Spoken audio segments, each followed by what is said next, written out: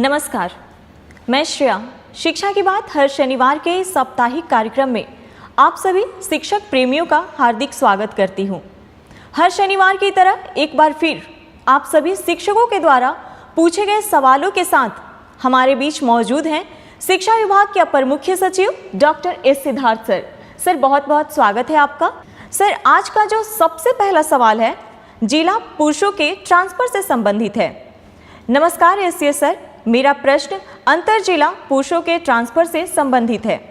पिछले एपिसोड 13 में सर आपने कहा था कि केवल अंतर जिला महिलाओं का लिस्ट आना बाकी है, तो क्या अंतर जिला पुरुषों का ट्रांसफर नहीं होगा, और अगर होगा तो कब तक उम्मीद कर सकते हैं? देखिए, आपको जानकर ही होगा कि आज हम लोगों ने करीब 1,30,000 टीचर्स का हम लोगों ने विद्यालय में पोस्टिंग की प्रक्रिया शुरू की है। हम लोगों को करीब 1,90,000 आवेदन पत्र प्राप्त हुए थे और 1,30,000 का एक्चुअल स्कूल अलॉटमेंट शुरू हुआ है।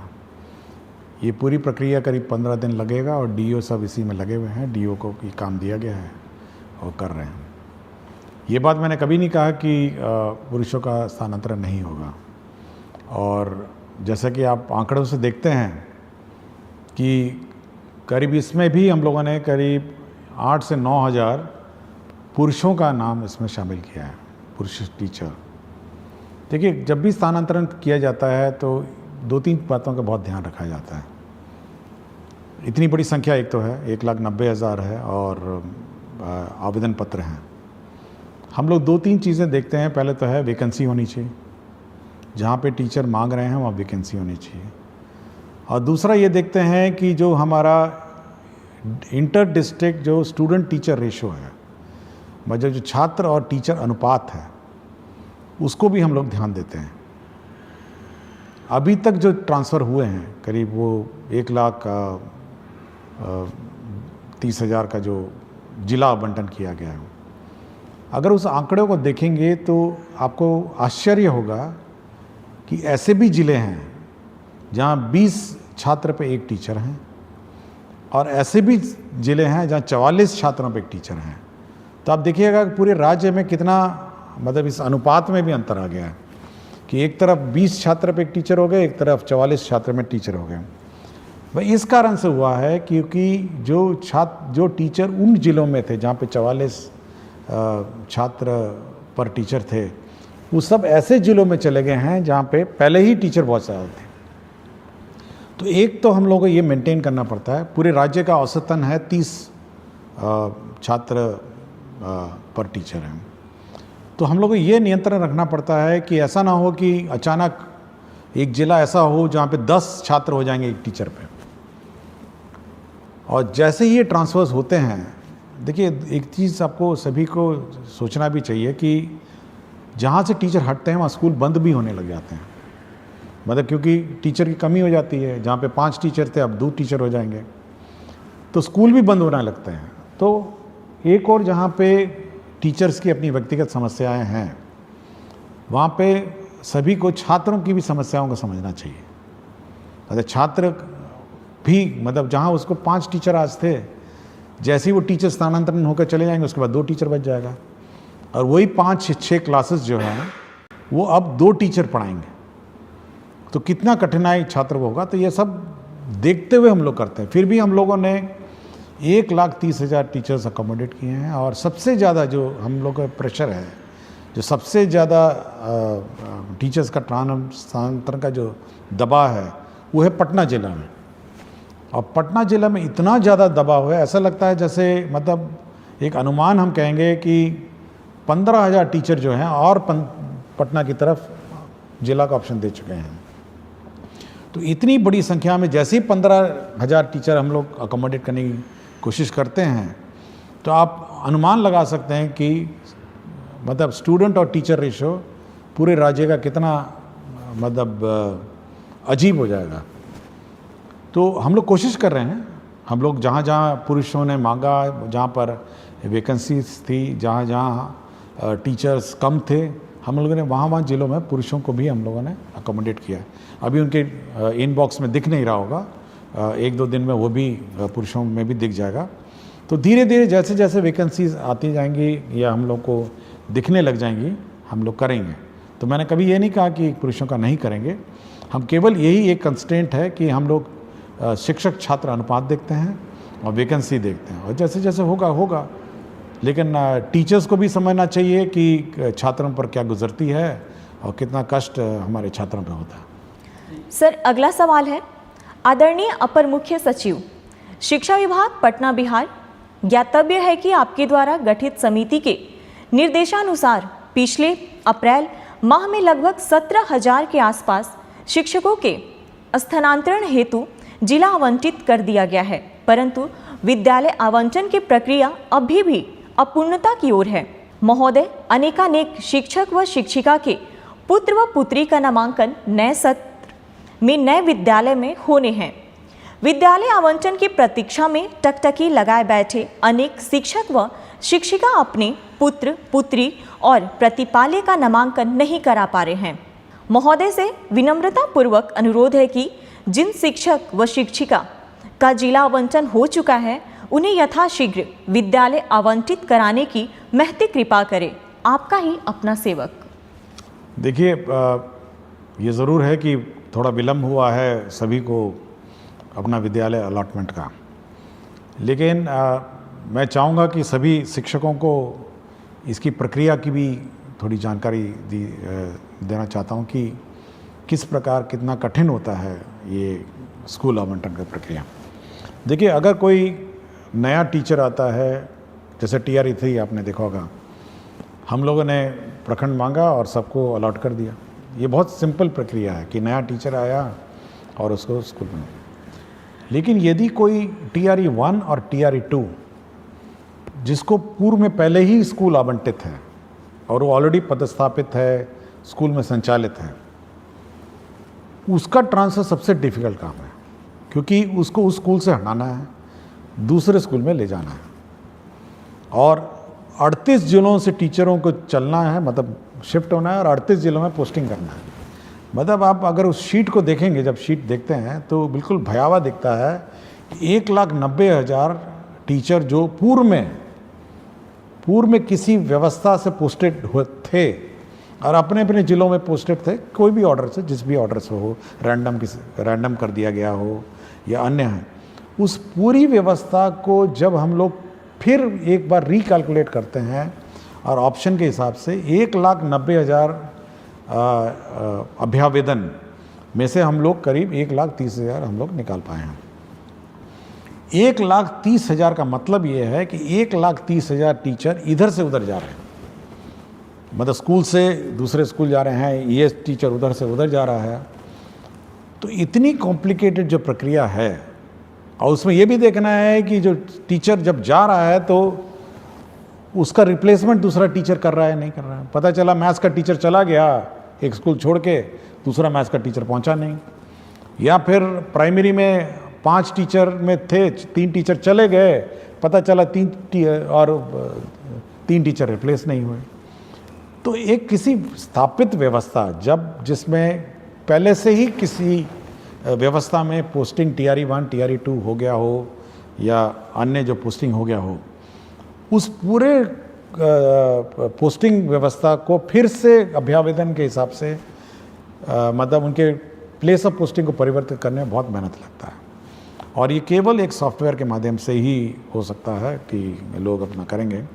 और हम लोगों ने काम शुरू कर दिया, जैसे कि मैंने पहले प्रश्न में बताया, और सभी को 23 से 30 तक नए स्कूल में ज्वाइन करना होगा, और 20 तारीख को सभी के ई-शिक्षा कोश के जो ऐप है, जो उनका वेबसाइट है, उसमें आपको ट्रांसफ़र ऑर्डर मिल जाएगा, और इसी हिसाब से वो अपना प्लानिंग कर सकते हैं। लेकिन टीचर्स को ये समझना चाहिए कि एक स्थापित पोस्टेड व्यवस्था, जहाँ पे पहले ही पोस्टिंग हो गई हो, और जहाँ पर मेरे ख्याल से बहुत सारे टीचर ऐसे भी थे जो सोचे भी नहीं होंगे कि 3 साल पहले इनका ट्रांसफ़र हो सकेगा, और ये उम्मीद नहीं होगी, लेकिन हम लोगों ने उन संवेदनशील होकर उनसे आवेदन पत्र लिए, उनके कष्ट समझे, और हम लोगों ने कहा कि नहीं, हम लोग जहाँ तक संभव हो करेंगे, और हम लोगों ने 1,30,000 टीचर्स का सिलेक्शन किया और पोस्टिंग कर रहे हैं। और जो बच गए हैं वह भी निराश नहीं हो। हम लोग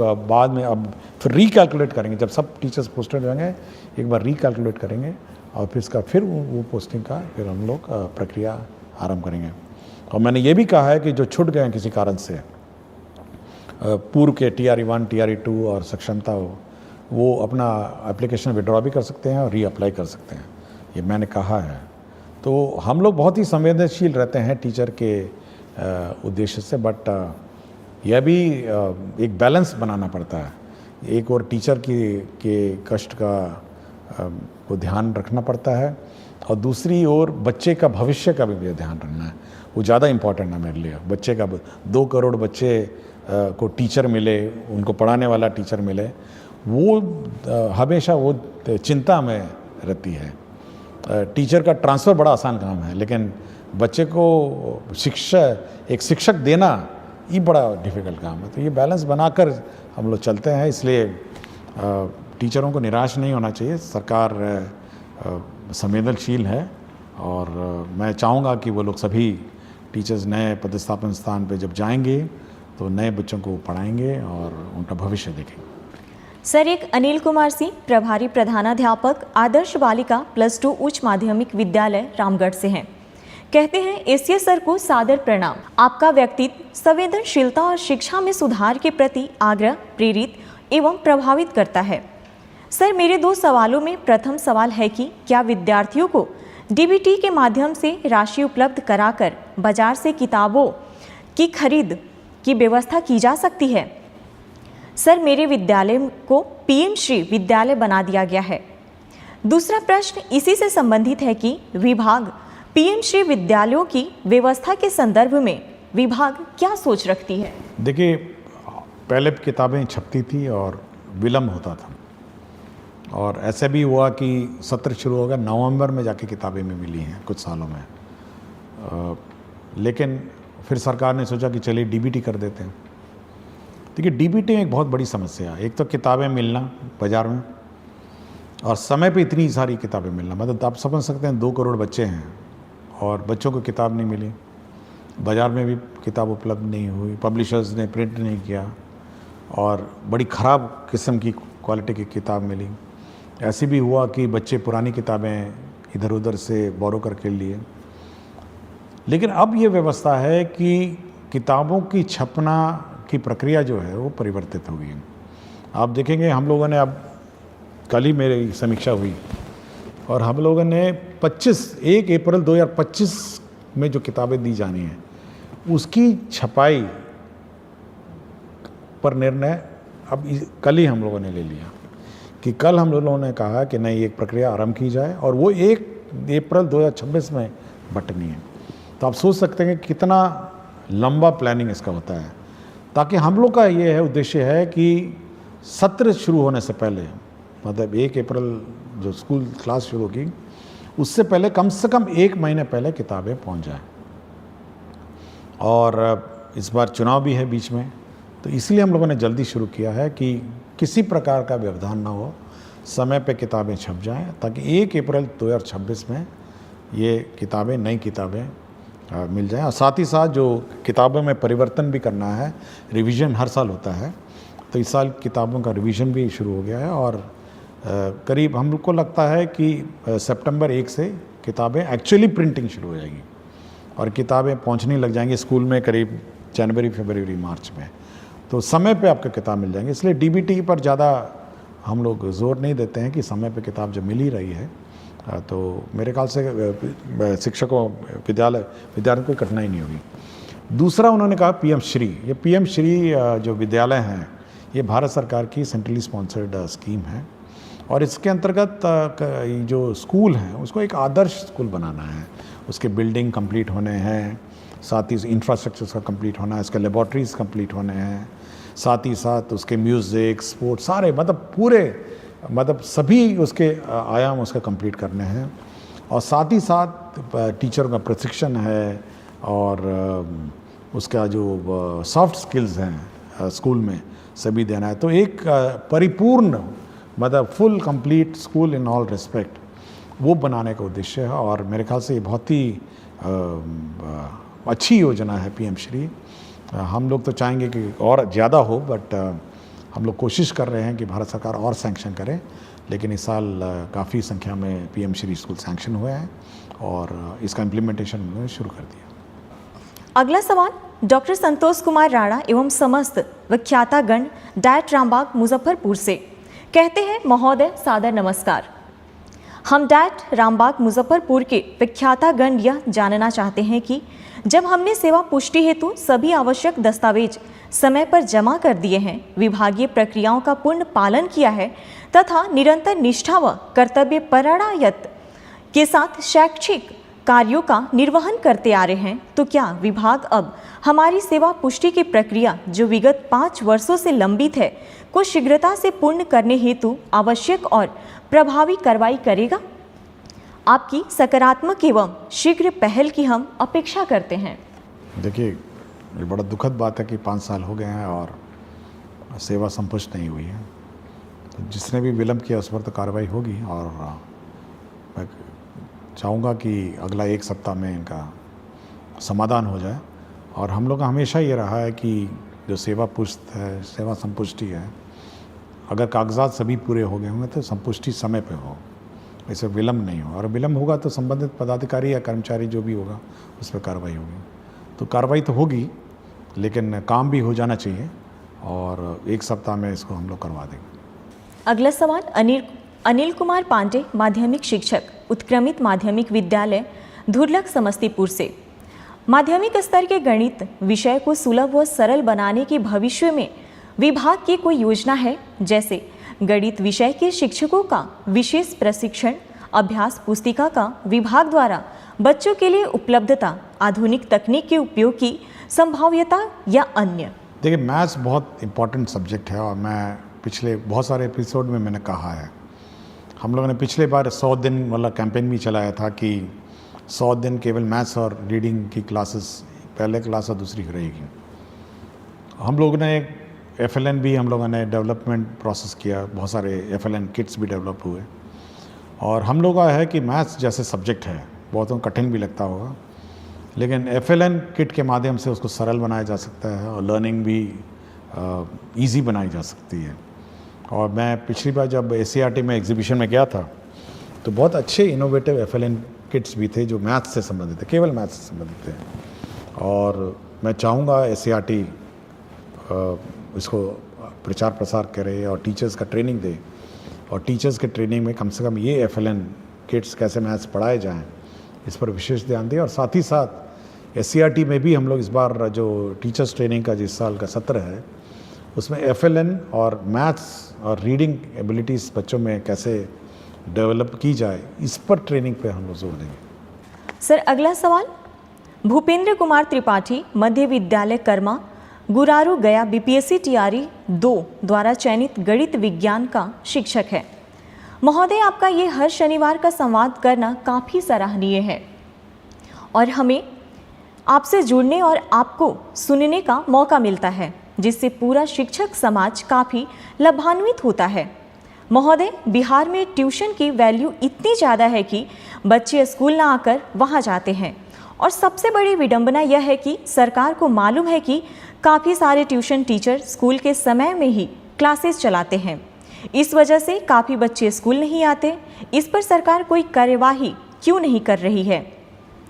मैं पिछले साल से अब तक कई बार गांव में जाकर और पेरेंट्स टीचर मीटिंग करके लोगों को समझा चुका हूं, परंतु अभी भी बहुत सारे बच्चे रेगुलर स्कूल नहीं आते हैं। इसके लिए सरकार क्या कदम उठाएगी? देखिए, पिछले एपिसोड में मैंने कहा था कि जो ट्यूशन है, स्कूल अवधि में कोई भी सरकारी स्कूल में नामांकित छात्र ट्यूशन में नहीं जाए, और सरकारी शिक्षक उस अवधि में ट्यूशन में क्लासेस नहीं ले सकते हैं। यह पूर्ण रूप से प्रतिबंधित, और यह भी प्रतिबंधित है कि कोई भी सरकारी शिक्षक ट्यूशन नहीं पढ़ा सकते हैं, ये बिल्कुल प्रतिबंधित है। और यदि कोई शिक्षक जानबूझ के और इस मतलब जबरदस्ती या जानबूझ के इस रूल का उल्लंघन करता है कि मतलब वो सरकारी शिक्षक जो है वो किसी ट्यूशन क्लास मतलब ट्यूशन कोचिंग सेंटर में पढ़ाएगा, तब तो उस पर कार्रवाई हो जाएगी। उसका काम ये है कि जो हमारे स्टूडेंट हैं, सरकारी स्कूल में स्टूडेंट हैं, उनको पढ़ाए। यह बिल्कुल अलाउड नहीं है कि कोई भी सरकारी टीचर किसी कोचिंग सेंटर में पढ़ाएंगे। ये मैं बिल्कुल स्पष्ट कर दिया हूँ और इस संबंध में हम लोग स्पष्ट निर्देश भी देंगे। और कोई कंप्लेंट आएगा तो उस पर तो कार्रवाई हो जाएगी, क्योंकि यह हम लोग नहीं चाहते हैं कि एक कोई स्टूडेंट मतलब यह देखे कि अपना टीचर ही जब चला गया ट्यूशन पढ़ाने तो वो भी चला जाएगा, स्वाभाविक है। तो यह पब्लिक को भी अलर्ट होना है और बाकी टीचर्स को भी अलर्ट होना है कि किसी भी परिस्थिति में सरकारी शिक्षक ट्यूशन नहीं पढ़ाएंगे और सरकारी स्कूल में जो नामांकित छात्र हैं वह ट्यूशन सेंटर में नहीं जाएंगे ट्यूशन अवधि में, मतलब सॉरी जो स्कूल अवधि में। स्कूल का अवधि के बाद वो अपना ट्यूशन जहाँ लेना लें और प्राइवेट टीचर अपना जो पढ़ाना पढ़ाए, वो हमको कोई आपत्ति नहीं। लेकिन ये बिल्कुल बहुत ही स्पष्ट है। और हम लोग biometric attendance, photo based attendance शुरू करने वाले हैं स्टूडेंट्स का भी। तो जल्दी जैसे लौटेंगे अपने समर वेकेशन से, तो स्टूडेंट्स का बायोमेट्रिक अटेंडेंस भी हम लोग कंपलसरी कर देंगे। तो यह हम लोग यह टॉलरेट नहीं करेंगे कि स्टूडेंट्स क्लास मिस करें, क्लास से गायब रहें या अन्यथा कहीं घूम रहे होंगे। ये बायोमेट्रिक अटेंडेंस स्टूडेंट्स का भी हम लोग समर वेकेशन के बाद शुरू कर देंगे। सर, अगला सवाल है। नमस्कार एसीएस सर, मैं राशिद आलम यूएमएस भीमाइन खैरा जमुई में उर्दू टीचर के रूप में कार्यरत हूँ। सर, मेरे स्कूल में उर्दू के स्टूडेंट हैं, उर्दू में पढ़ाई भी होती है, लेकिन एग्ज़ाम के क्वेश्चन पेपर उर्दू सब्जेक्ट का नहीं आता है। मजबूरन संस्कृत सब्जेक्ट का एग्ज़ाम लेना पड़ता है। कृपया इसका सॉल्यूशन कीजिए। नहीं, ये बिल्कुल गलत है और मैं ये चेक करूँगा कि उर्दू का पेपर क्यों नहीं गया। उर्दू का अगर पढ़ाया जाता है तो उर्दू का पेपर जाना चाहिए, संस्कृत का पढ़ाया जाता है तो संस्कृत जाना चाहिए। ये बिल्कुल गलत है कि उर्दू पढ़ के संस्कृत लिखेगा या संस्कृत पढ़ के उर्दू है, नहीं, ये गलत, बिल्कुल गलत। और जहाँ पर भी लापरवाही हुई है मैं इसको चेक करूँगा। सर, अगला सवाल नरेश कुमार निराला जिलाधिकारी से पुरस्कृत विशिष्ट शिक्षक आदर्श प्राथमिक विद्यालय केवला से कहते हैं, जी नमस्कार सर, शिक्षा की बात शनिवार मेरा प्रश्न है कि वर्ष 2007 में हजारों नवसृजित प्राथमिक विद्यालय खोला गया और सैकड़ों प्राथमिक को उत्क्रमित कर मध्य विद्यालय बनाया गया, जो काफ़ी सराहनीय कार्य रहा। अभी भी बहुत से ऐसे पंचायत हैं जहां नवसृजित प्राथमिक विद्यालय खोलने की अति आवश्यकता है और ऐसे कुछ प्राथमिक विद्यालय भी हैं जिसे उत्क्रमित कर मध्य विद्यालय बनाने की ज़रूरत है। कई ऐसे उच्च माध्यमिक विद्यालय 7 वर्ष पूर्व बनकर तैयार है, लेकिन अभी भी उस भवन में कक्षाएं संचालित नहीं हो रही है। जैसे सुपौल जिला के छातापुर प्रखंड के उत्क्रमित उच्च माध्यमिक +2 विद्यालय भीमपुर का 3 मंजिला भवन जो लगभग 7 वर्ष पूर्व बनकर तैयार है, लेकिन आज भी उसमें पढ़ाई नहीं हो रही है। सरकार और विभाग नए प्राइमरी स्कूल खोलने और कुछ प्राइमरी स्कूल को मध्य विद्यालय में उत्क्रमित करने और भवन बने उच्च माध्यमिक विद्यालय में कक्षा संचालित करने पर क्या विचार रखती है? देखिए, जो स्कूल की बात कर रहे हैं जहाँ बिल्डिंग बन के तैयार है और संचालित नहीं हुआ, मैंने डीओ से बात की और डीओ ने कहा कि क्योंकि जिस कारण से जब हेडमास्टर को आदेश दिया गया था उसने वहाँ अपना स्कूल शिफ्ट नहीं किया, जिसके कारण से डीओ पे जो हेडमास्टर है उस पर कार्रवाई भी हुई। और मेरा बिल्कुल स्पष्ट है, जो डीओ ने कहा कि वहाँ पे पानी जमता है या रोड का कोई इश्यूज़ है, उसने बहुत सारे कारण बताए, तो मैंने उसको स्पष्ट कहा है कि सोमवार से स्कूल शुरू हो जाना चाहिए और सोमवार से क्लास का संचालन स्कूल में हो जाना चाहिए। मैंने बिल्कुल स्पष्ट कहा है और अगर नहीं होगा तो मैं डीओ पे कार्रवाई कर दूँगा। तो ये बिल्कुल स्पष्ट है कि अगर स्कूल बनकर तैयार होगा तो शुरू हो जाना चाहिए और क्लास से शुरू हो जानी चाहिए। कोई कारण नहीं होना चाहिए कि वहाँ स्कूल नहीं हो। दूसरा है कि हम लोग अभी भी बहुत सारे कई जगह दिखते हैं कि प्राइमरी स्कूल का अभाव है। अभी हाल ही में मैं नवादा गया था, तो जो कोडरमा का बॉर्डर है, ज़िले हैं पहाड़ों पे, कुछ लोग वहाँ से आए थे और वो अपने गांव में प्राइमरी स्कूल की मांग कर रहे थे कि भाई हमारे यहाँ स्कूल होना चाहिए। तो ऐसे सब क्षेत्र जहाँ पे प्राइमरी स्कूल पहाड़ी इलाके हैं और जहाँ पे 1 किलोमीटर से कम दूरी वाले क्षेत्र हैं, तो हम लोग उस जितने भी ऐसे रिमोट लोकेशंस हैं और जहाँ पर प्राइमरी स्कूल नहीं है, जो सरकारी नॉर्म है, हम लोग का सरकारी नॉर्म है और हम लोग का सरकार का लक्ष्य है कि प्राइमरी स्कूल्स हों, और जहाँ पर भी बच्चे ज़्यादा हैं या हर पंचायत में हम लोगों ने ऑलरेडी हाई स्कूल में उत्क्रमित कर दिया है, और कोशिश करेंगे कि प्राइमरी स्कूल को भी हम लोग कम से कम मिडिल स्कूल में उत्क्रमित करेंगे। सर अगला सवाल कहते हैं, मेरा नाम संतोष कुमार, ग्राम पोस्ट सरौनी कला, थाना बिहारीगंज, प्रखंड ग्वालापारा, मधेपुरा जिला से हूँ। शिक्षा के क्षेत्र में किए गए आपके उत्कृष्ट कार्य को सादर प्रणाम सर जी। जब से बिहार में शिक्षा का पद आप और के पाठक सर जी संभाले हैं, तब से बिहार में शिक्षा के क्षेत्र में काफ़ी सुधार हुआ है। मुझे आप पर बहुत गर्व है सर जी। महोदय से मेरा प्रश्न यह है कि जिस प्रकार से बच्चों को सर्वांगीण विकास के लिए खेलकूद एवं कला प्रशिक्षण भी अनिवार्य है, जिसमें बच्चों को खेल तो कराया जाता है किंतु कला नहीं सिखाया जाता है, जबकि शिक्षा और कला एक दूसरे का पूरक है। इस प्रकार सर जी से मेरा इच्छा यह है कि जून महीने में जो ग्रीष्मकालीन 20 रोज विद्यालय बंद रहेंगे, तो उस बीच में बेरोजगार कलाकार के द्वारा कला प्रशिक्षण, चित्रकला, मूर्तिकला, हस्तशिल्प, पेपर क्राफ्ट दिया जाए, तो बच्चों चिलचिलाते धूप से बचे रहेंगे और कला भी सीखेंगे। एक बार फिर आप मुख्य सचिव डॉक्टर एस सिद्धार्थ सर जी से सादर प्रार्थना है कि बेरोजगार कलाकार को कुछ मानदेय पर ग्रीष्मावकाश विद्यालय में कला प्रशिक्षण शुरू करने की कृपा की जाए। पूरा ईमानदारी के साथ प्रशिक्षण देंगे। इस मानदेय से हम जैसे गरीब कलाकार की आगे पढ़ाई जारी रह सके। मेरे घर की जिम्मेदारी मेरे ऊपर है। मेरे पिताजी पैर से विकलांग हैं। मेरा इच्छा है कि हम ललित कला शिक्षक बने।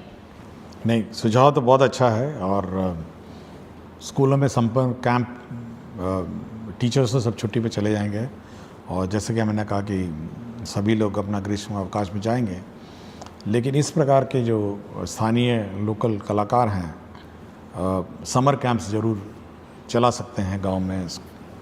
और हम लोग कुछ प्लान आउट करते हैं कि हम लोगों ने कुछ NGOs को भी कहा है समर कैंप्स चलाने को, और एक व्यवस्था विकसित करते हैं कि बाकी गांव में भी कला, म्यूज़िक, डांस और स्पोर्ट्स का समर कैंप्स चले, और आर्ट और क्राफ्ट का भी कुछ कोशिश करते हैं। लेकिन आइडिया अच्छा है और सुझाव अच्छा है, इस पर मैं कुछ वर्कआउट करता हूँ। एक सवाल है सर, नमस्ते। मैं शशिकांत कुमार, प्राथमिक विद्यालय ताती टोला, बभन, गामा, जिला खगड़िया से में 2014 से शिक्षक के रूप में कार्यरत हूँ। मुझे समाज सेवा करना अच्छा लगता है। सरकार के द्वारा किसी प्रकार की योजना सरजमी तक लाना एक कठिन परिश्रम है। बदलते समय में हर व्यक्ति अपने निजी स्वार्थ के कारण सरकार के द्वारा महत्वाकांक्षी योजना को लोगों तक नहीं पहुंचा पाते हैं। सर, अब मैं राष्ट्रीय शिक्षा नीति 2020 में प्रथम कक्षा से नीचे 2 कक्षा का संचालन करने की चर्चा है, जिसमें आंगनबाड़ी प्रत्येक वार्ड में संचालित किया जाता है, और आंगनबाड़ी में 2 महिला स्टाफ सेविका और सहायिका होते हैं। छोटे बच्चों का प्रथम स्कूल आंगनबाड़ी ही होते हैं, परंतु मध्यम वर्ग के बच्चे प्ले स्कूल जाते हैं। आंगनबाड़ी में 2 महिला स्टाफ, सेविका और सहायिका का कार्य।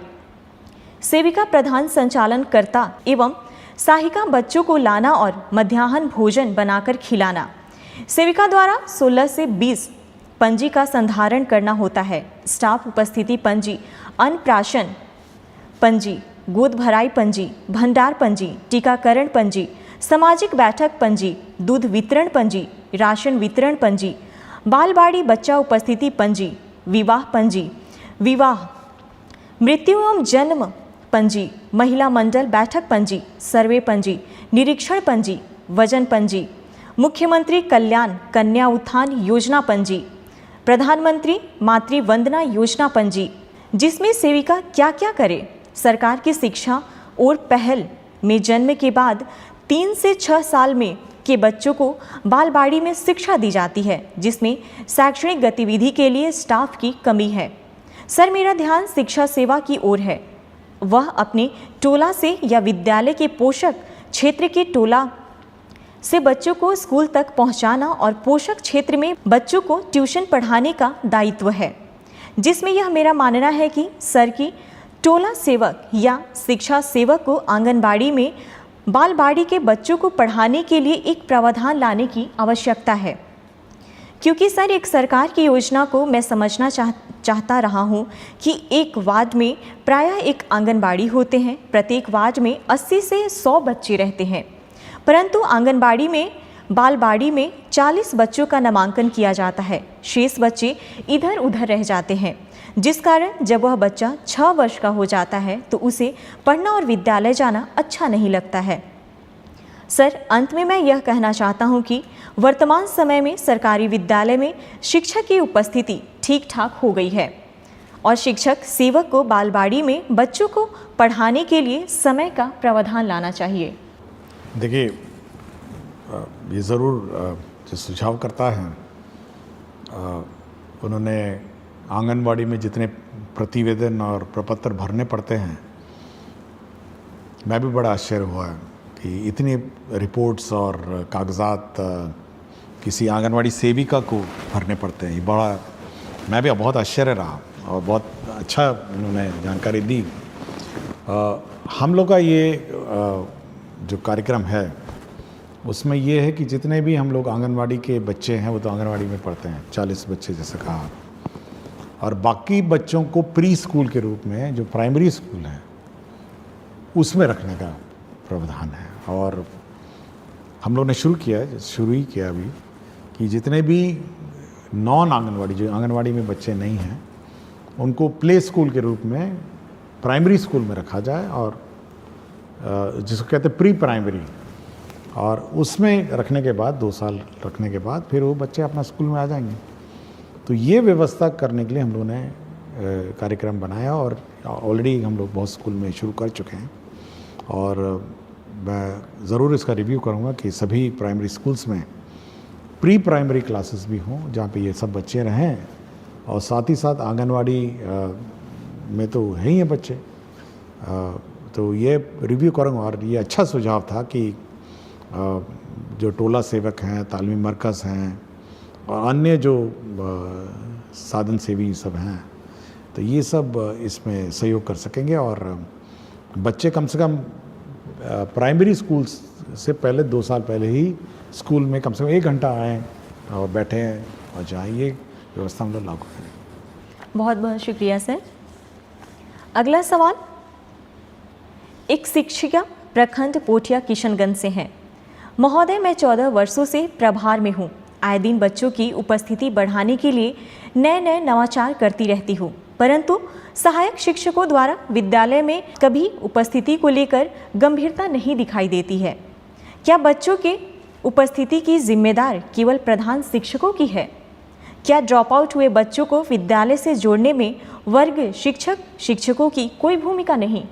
देखिए, जैसे कि कहा है कि हम लोगों ने हर क्लास के लिए क्लास टीचर अपॉइंट करने को कहा है, और उस क्लास टीचर की जवाबदेही है कि उसके जो बच्चे हैं वो सभी स्कूल आएँ और मॉनिटर उसको करना है।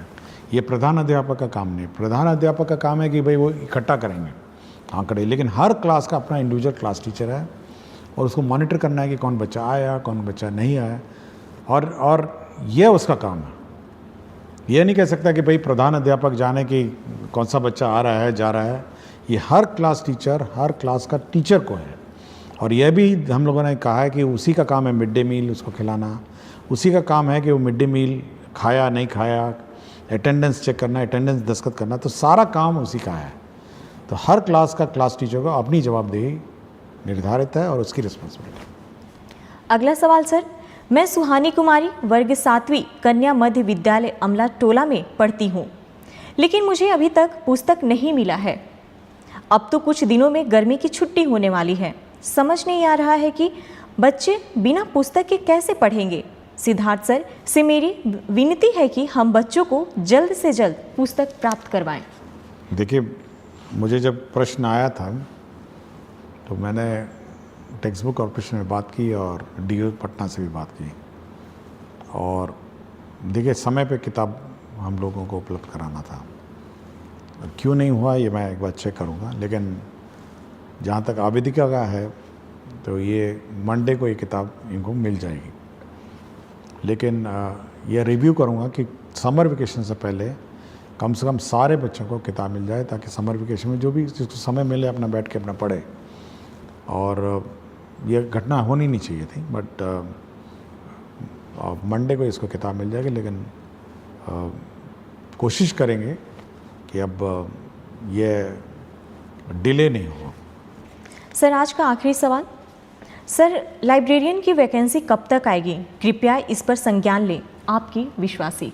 हम लोग अभी कैलकुलेशन कर रहे हैं इस पर, हम लोग देख रहे हैं कि क्या वैकेंसीज हैं और क्या है।